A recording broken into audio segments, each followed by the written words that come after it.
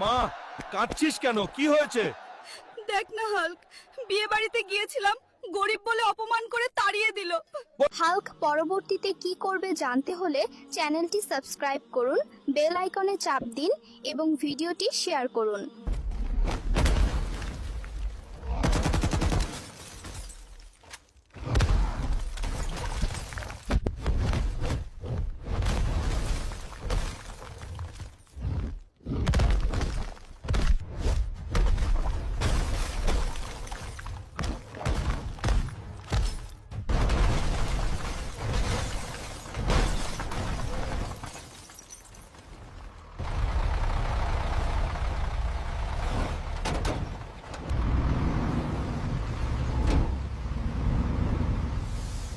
মা, দেখ তোর জন্য কি নিয়ে এসেছি।